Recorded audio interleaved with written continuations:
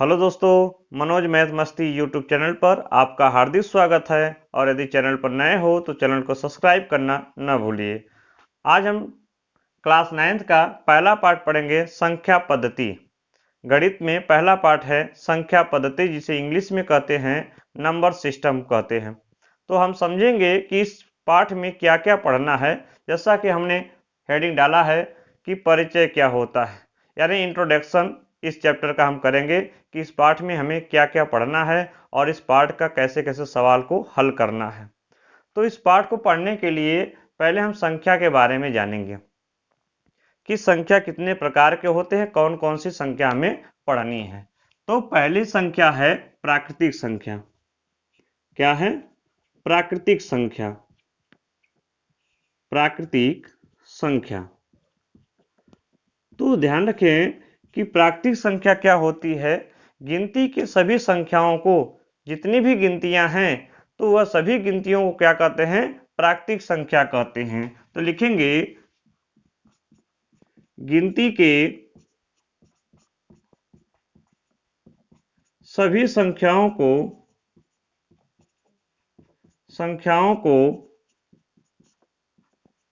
प्राकृतिक संख्या कहते हैं।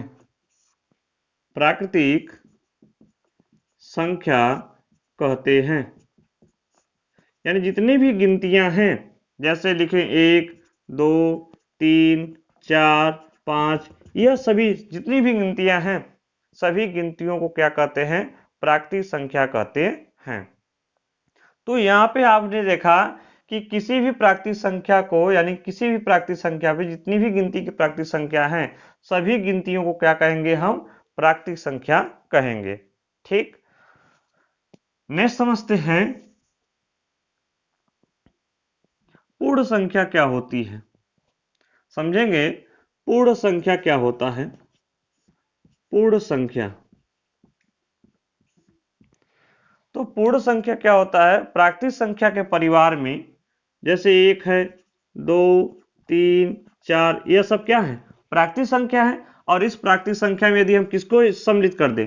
0 को सम्मिलित कर दें, तो जो बना संख्याओं का परिवार है वह सभी क्या कहलाती हैं? पूर्ण संख्याएं कहलाएंगी। क्या कहलाएंगी? पूर्ण संख्या कहलाएंगी। यानी प्राकृतिक संख्या के परिवार में 0 को सम्मिलित कर देते हैं तो वह संख्याओं का परिवार क्या बन जाता है? हम आता है। नेक्स्ट समझेंगे हम पूर्णांक संख्या। पूर्णांक संख्या क्या समझेंगे? पूर्णांक संख्या।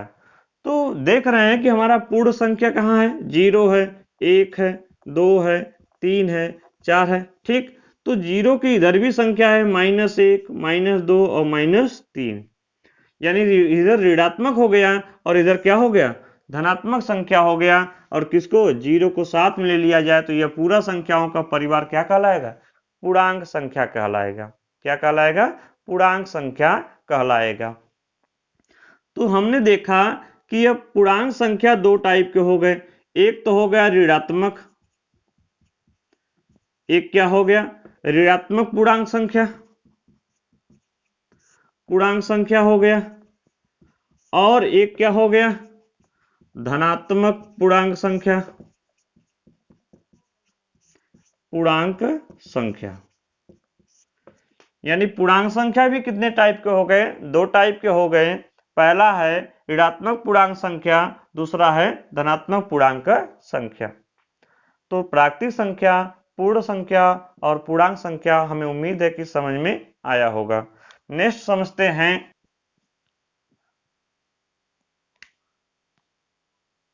परिमेय संख्या क्या होता है। परिमेय संख्या क्या पढ़ना है? परिमेय संख्या क्या होता है। तो परिमेय संख्या के बारे में हमने पिछली वीडियो में बनाया है कि परिमेय संख्या, यानी पिछले वीडियो में हमने बताया है कि जो संख्या p बाई किसके रूप में हो? q के रूप में हो। p बाई q के रूप में हो और q नॉट इक्वल क्या हो?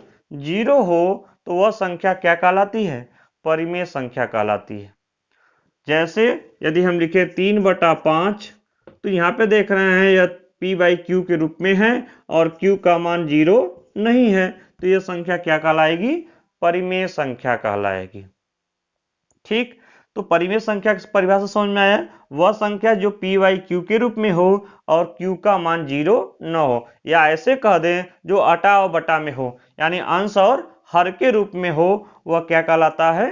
परिमेय संख्या कहलाता है। ठीक, नेक्स्ट समझेंगे हम अपरिमेय संख्या। अपरिमेय संख्या, अपरिमेय संख्या। अब समझेंगे अपरिमेय संख्या क्या होता है।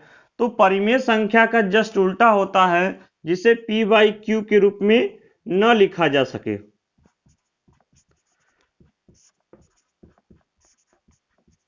यानी जो p बाई क्यू के रूप में न लिखा जा सके, वह हमारा क्या कहलाता है? अपरिमेय। जैसे कड़ी में 2, कड़ी में 3, कड़ी में 5, यह सब क्या है?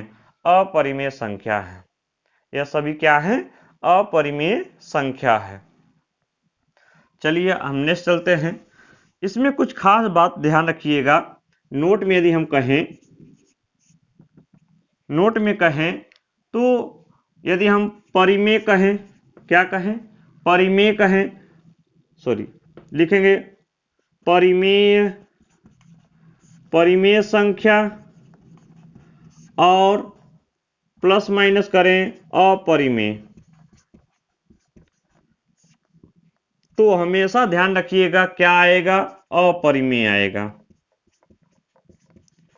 अपरिमेय संख्या आएगा।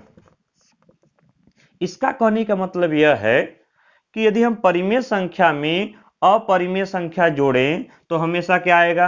अपरिमेय आएगा। परिमेय संख्या में यदि अपरिमेय को घटाएं तो क्या आएगा? अपरिमेय आएगा।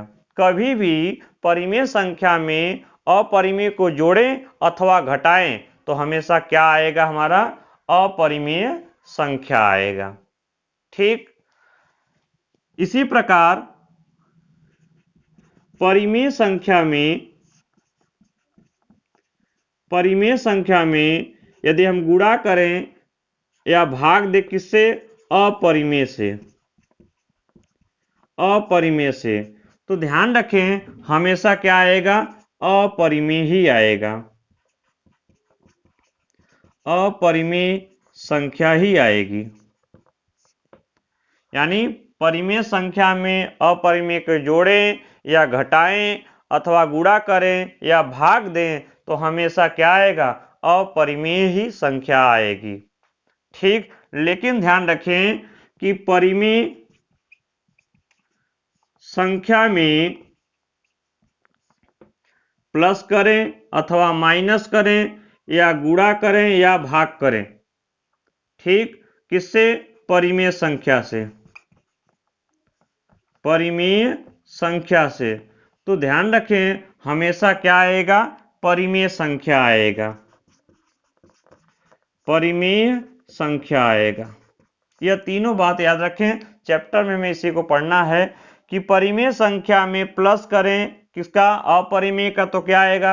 अपरिमेय आएगा। परिमेय संख्या को यदि हम घटाएं अपरिमेय से, क्या आएगा?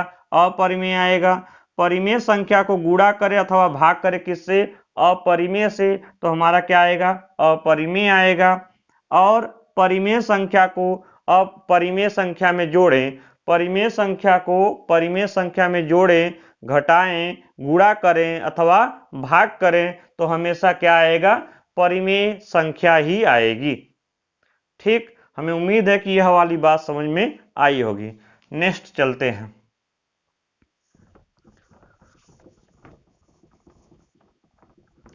नेक्स्ट समझते हैं वास्तविक संख्या।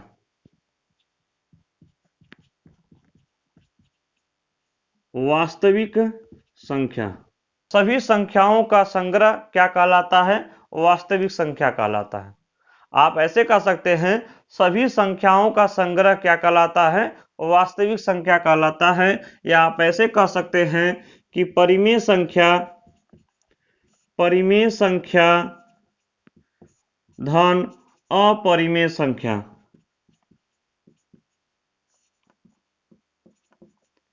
अपरिमेय संख्याओं का समूह क्या कहलाता है? वास्तविक संख्या कहलाता है।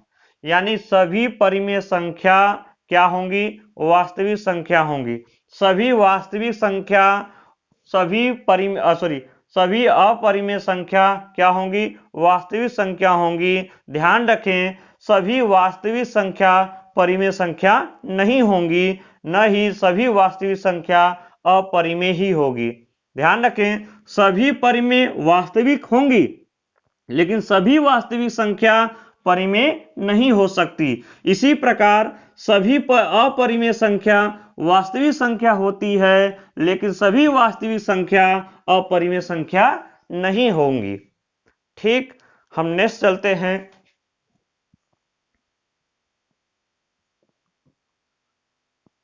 दशमलव प्रसार समझेंगे।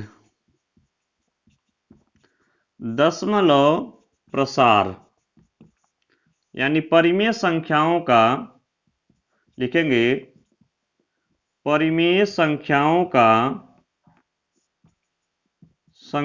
का दशमलव प्रसार। परिमेय संख्याओं का क्या जानेंगे हम? दशमलव प्रसार क्या होता है। तो परिमेय संख्याओं का दशमलव प्रसार, ध्यान रखें कि दो टाइप का होता है। पहला होता है शांत दशमलव प्रसार।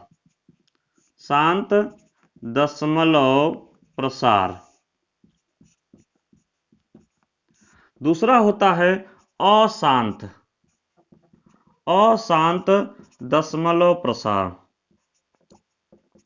अशांत दशमलव प्रसार यानी दशमलव प्रसार कितने टाइप के हो गए?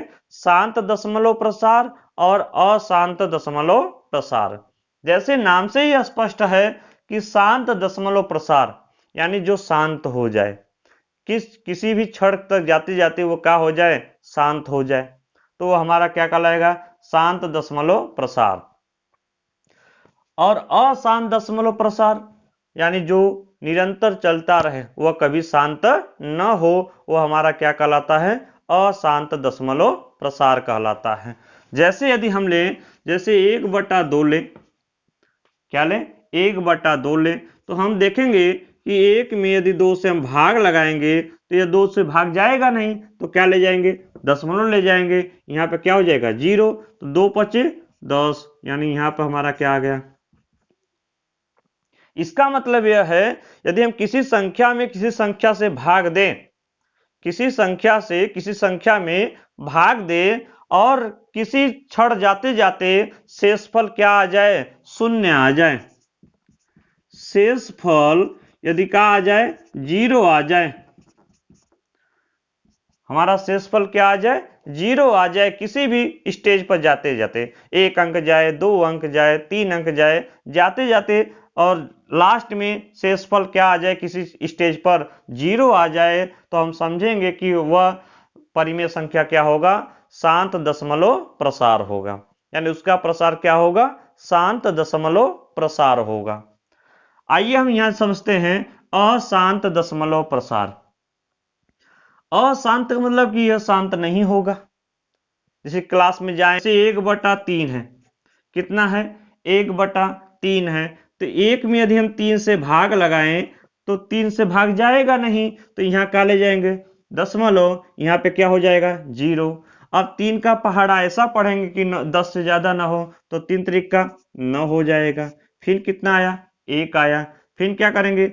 नहीं जाएगा तो फिर क्या बढ़ाएंगे? 0। फिर 3 त्रिक का 9। ऐसे देख रहे हैं कि 1 1 1 1 1 ऐसे 3 3 3 3 आता रहेगा भागफल में, और यह 1 आता रहेगा। तो इसका मतलब यह हुआ कि यह कभी, इसका रिमाइंडर कभी 0 नहीं आएगा, यानी यह भाग जाता ही रहेगा। तो ऐसे दशमलव प्रसार क्या कहलाते हैं? अशांत दशमलव प्रसार कहलाते हैं। क्या कहलाते हैं? अशांत दशमलव प्रसार कहलाते हैं। तो ध्यान रखिएगा कि अशांत दशमलव प्रसार देख रहे हैं कि हमारा जो है बार बार रिपीट एक ही शेषफल हो रहा है। शेषफल की पुनरावृत्ति हो रही है। क्या हो रही है? शेषफल की पुनरावृत्ति हो रही है। इस कंडीशन में, अथवा हम कहें कि यदि पाई बराबर लें 22/7 लें, यदि हम 22/7 का यदि भाग दें हम, तो 22 डिवाइड बाई यदि हम 7 करें तो यानी 7×21 जाएगा, यानी हमारा कितना आ जाएगा, यह 1 हो जाएगा, यह 0 हो जाएगा, फिर 7 इकैया 7 हो जाएगा, 3 आएगा, फिर 0 बढ़ाएंगे, 7 चौक 28 हो जाएगा, यहाँ पे फिर कितना आ जाएगा, 2 आ जाएगा, फिर 0 बढ़ाएंगे, 7 दूना 14 हो जाएगा, यह 14 हो जाएगा, यहाँ पे 6 आ जाएगा, ऐसे यानी यह संख्या आती रहेगी। इस कंडीशन में यहाँ पे हमने देखा कि रिमाइंडर हमेशा शेष कितना आ रहा है, 1 बच रहा है। रिमाइंडर हमेशा कितना बच रहा है, 1 बच रहा है। और यहाँ पे देख रहे हैं कि 22/7 में रिमाइंडर जो है शेष बच नहीं रहा है, हर रिमाइंडर क्या हो रहा है, अलग अलग बच रहा है। यहाँ पर 1 बचा, यहाँ पर 3 बचा, यहाँ पर 2 बचा, यहाँ पे 6 बचा, इसी प्रकार भिन्न भिन्न बचेगा। तो इसका मतलब कि यानी कि अशांत दशमलव प्रसार भी 2 टाइप के हो गए। कितने टाइप के, 2 टाइप के हो गए। पहला टाइप हो गया, यह हमारा हो गया अशांत आवर्ती, अशांत आवर्ती, या दूसरा हो गया अशांत अनावर्ती, यानी अशांत आवर्ती दशमलव प्रसार, और दूसरा हो गया अशांत अनावर्ती, यानी जिसमें शेषफल की पुनरावृत्ति हो, एक ही शेषफल की पुनरावृत्ति हो, वह हमारा क्या कहलाएगा, अशांत आवर्ती कहलाएगा।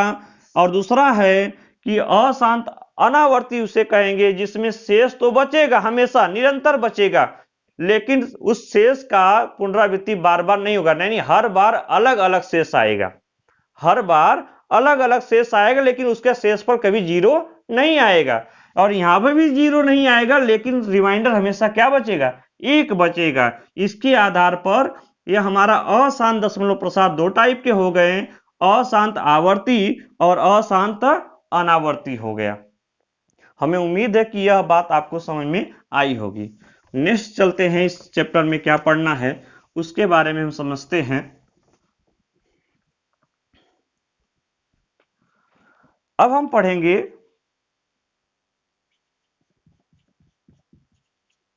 घातांक का नियम। इस चैप्टर में क्या पढ़ना है, घातांक का नियम पढ़ना है। क्या पढ़ना है, घातांक का नियम पढ़ना है।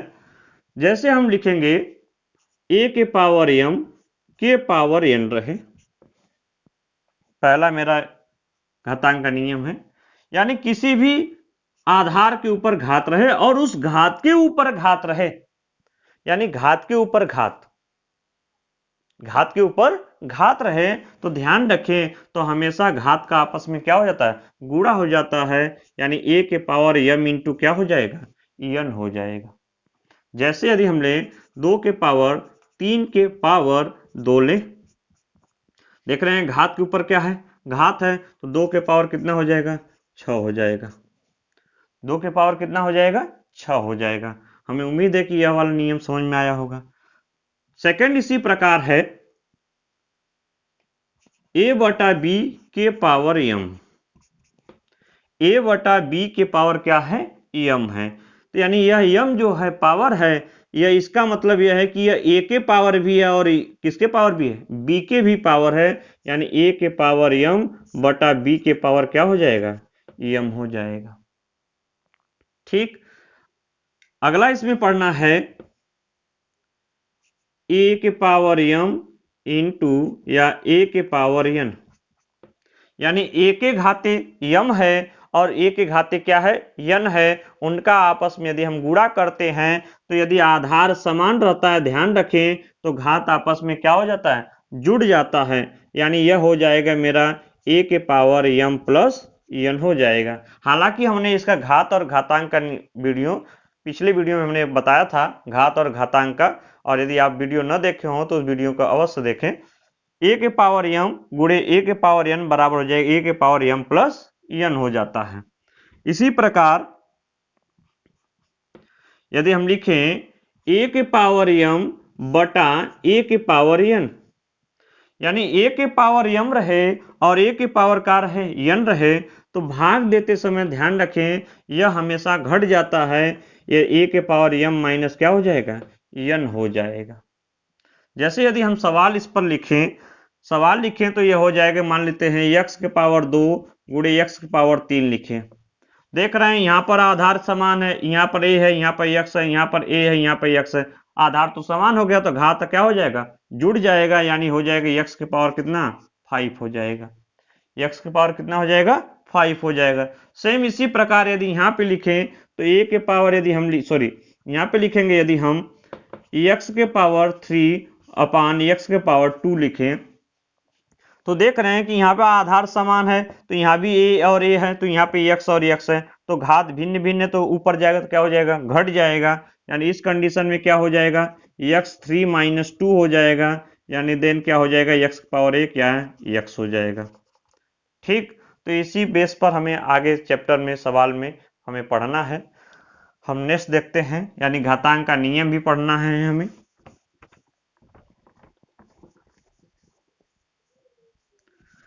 आप कक्षा 8 में बीजगणितीय सरसमीका पढ़ा होगा, तो सरसमीका भी हमें पढ़ना है, सरसमीका के बारे में भी जानना है। सरसमीका आपने जानते होंगे कि a माइनस बी का whole square, a plus B का whole square, a square minus B square. ठीक, आगे भी पढ़ना है लेकिन इन दोनों तीनों का ज्यादा अप्लाई है। ठीक, तो यानी a माइनस बी का होल स्क्वायर जो होता है a square plus B square minus 2ab होता है।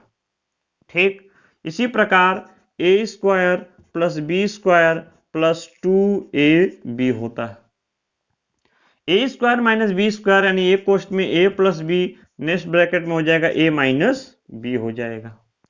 सरसमीका के बारे में भी पढ़ना है इस चैप्टर में, a माइनस बी का whole square a square plus B square minus 2ab, a plus B का whole square a square plus B square plus 2ab, a square minus B square, then एक question में a plus b, दूसरे question में a minus b. इस पर हम सवाल देख लेते हैं।